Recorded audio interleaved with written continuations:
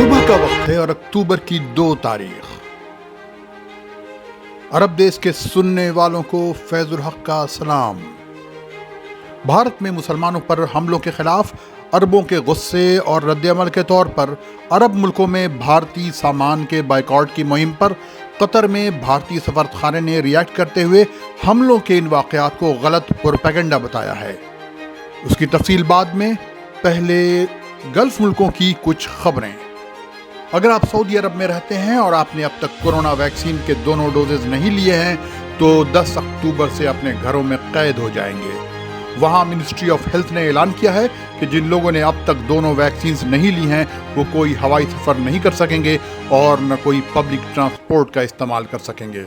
इस हुक्म के मुताबिक किसी भी कल्चरल, साइंटिफिक, सोशल और रिक्रिएशनल एक्टिविटी में हिस्सा लेने से पहले कोरोना की दोनों वैक्सीन्स लगवानी होंगी, वरना किसी भी सरकारी या गैर सरकारी इमारत में दाखिल नहीं हो सकेंगे।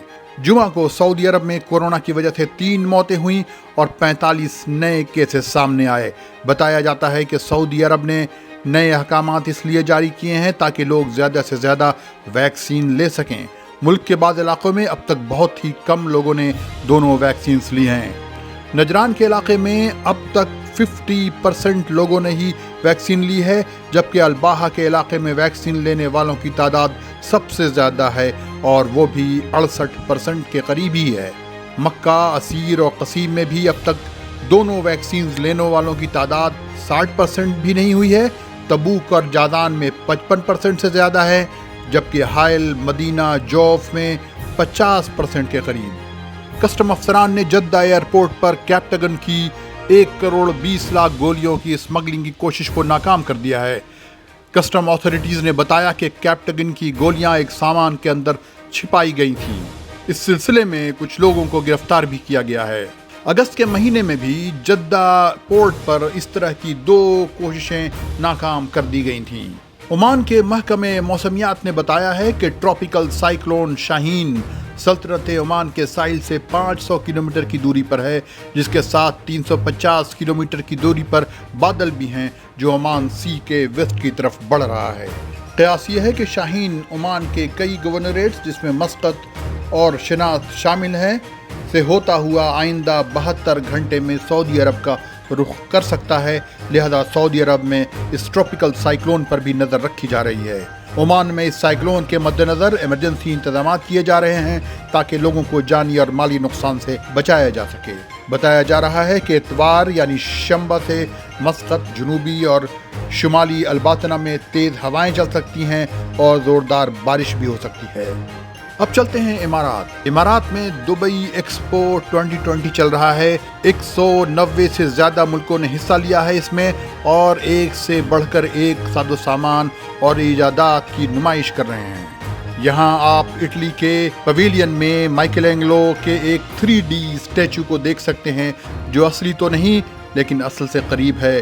होलैंड के पवेलियन में सन ग्लेशियर टेक्नोलॉजी से बंद जगह पर बारिश, मिस्र के पवेलियन में फिरौन के ज़माने के साजो सामान और कई जगह फ्यूचर कार्स और न जाने क्या क्या देखा जा सकता है। जुमा को इस एक्सपो की ओपनिंग सेरेमनी थी। इस सेरेमनी में अपने परफॉर्मेंस से दुबई में रहने वाली एक भारतीय लड़की मीरा सिंह मशहूर हो गई। उसके बाद से दुबई के अंग्रेज़ी और अरबी अखबारात ने भी भारतीय बाप और बेलारूसी माँ की इस 12 साला बेटी के लिए कसीदे लिखे और यहाँ तक कि एक अरबी रोजनामे ने उसे गोल्ड स्टार बताया। अलैन की एक अदालत ने एक कार के चोर को हुक्म दिया है कि वो उसके असल मालिक को 34,000 दिरहम अदा करे, जो उस कार की कीमत है जो उसने चोरी की थी, और उसे नुकसान इतना पहुंचाया था कि वो कार बिल्कुल बेकार हो गई थी। यही नहीं बल्कि अदालत ने हुक्म दिया है कि चोर कार मालिक को हर्जाने के तौर पर भी कुछ रकम अदा करे। कार चोरी का यह वाक़या 1 साल कबल अगस्त 2020 में पेश आया था। चोरी ने चोरी करके इस कार का रंग भी बदल दिया था। जिस वक्त कार चोरी हुई थी उसकी कीमत 20,000 दिरहम थी। अब चलते हैं बहरीन। बहरीन में प्याज की कीमतें बढ़ सकती हैं। मकामी ताजिरों का कहना है कि भारत में बारिश की वजह से प्याज की फसल को नुकसान पहुंचा है, जिसका असर बहरीन में होने वाले इंपोर्ट पर पड़ सकता है। भारत से हर साल 19 मिलियन यानी 2 करोड़ किलो प्याज आता है। کہا جا رہا ہے کہ 2018 کے مقابلے میں اس سال بحرین میں بھارتی پیاز کی قیمت 100% تک بڑھ سکتی ہے۔ اسی طرح بحرین میں انڈوں کی قیمتیں بھی بڑھ سکتی ہیں۔ اس کی وجہ یہ ہے کہ بحرین جہاں سے انڈا امپورٹ کرتا ہے وہاں اس کی قیمت 2 ہفتے میں 50% بڑھی ہے۔ بحرین میں ترکی سے انڈے آتے ہیں جہاں ایک کارٹن انڈے کی قیمت $23 سے بڑھ کر $35 ہو گئی ہے۔ یہی حال یوکرین کا ہے۔ اس کا اثر بحرین کے بازار پر بھی پڑ رہا ہے۔ لیکن بحرین میں ہر طرح کے گوشت آرام سے کھائیں، ان کی قیمتوں میں اضافے کا کوئی امکان نہیں۔ پاکستانی مٹن 2.2 دینار فی کلو، آسٹریلین مٹن 2.5 دینار فی کلو اور صومالی مٹن 4 دینار فی کلو ہی مل رہا ہے۔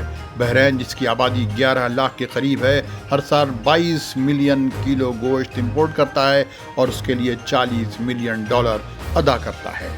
اب کچھ خبریں قطر سے۔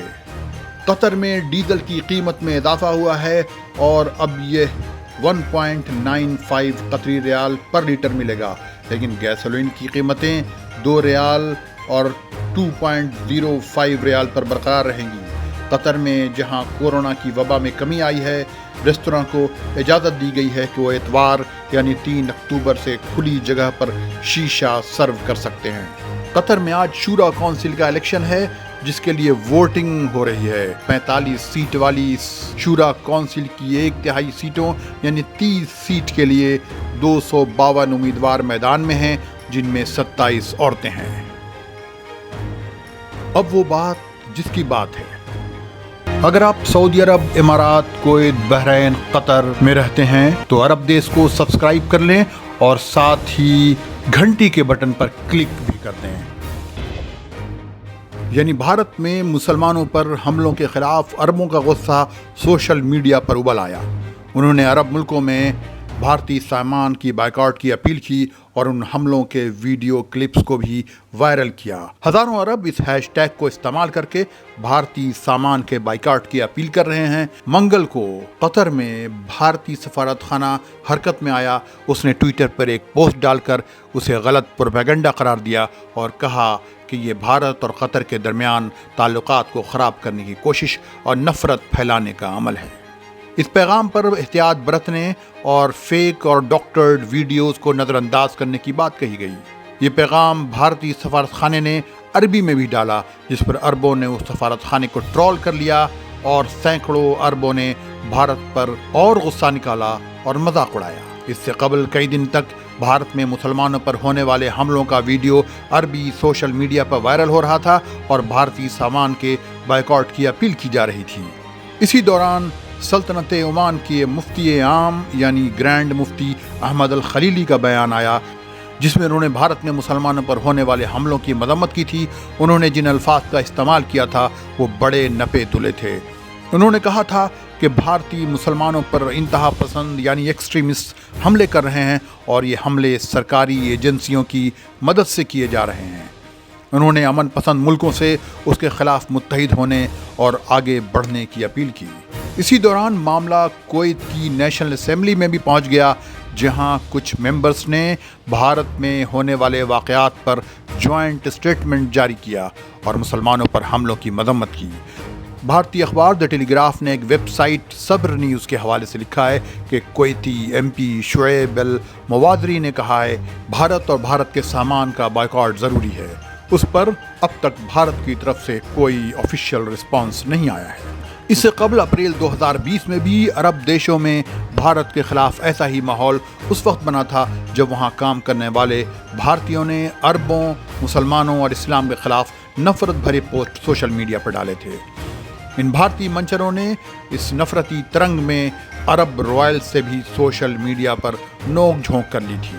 نتیجہ یہ ہوا تھا کہ امارات، کویت، قطر، عمان، بحرین، سعودی عرب ہر جگہ سوشل میڈیا کی نگرانی شروع ہو گئی اور اینٹی عرب اسلامو فوبک پوسٹ ڈالنے کے خلاف کارروائی ہوئی اور ہر ملک سے درجن بھر بھارتیوں کو نکالا گیا۔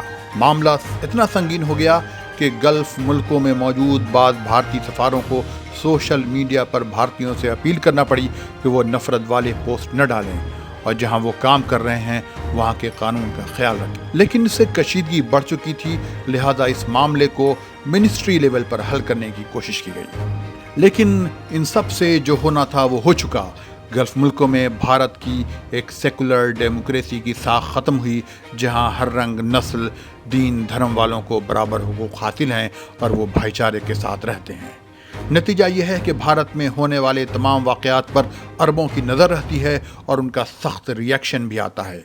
असम में होने वाले वाक़यात, तबलीगी जमात के ख़िलाफ़ मुहिम, मॉब लिंचिंग, बेजा गिरफ्तारियों ने भारत की इमेज को छलनी कर दिया है। देखना है कि कब ये एहसास जागता है कि एक दूसरे की जानो माल, दीनो धर्म की हिफाजत का जज्बा और अमन और शांति के बगैर इकोनॉमिक डेवलपमेंट मुमकिन नहीं, चाहे भारत हो या कोई और देश। अल्लाह हाफिज़।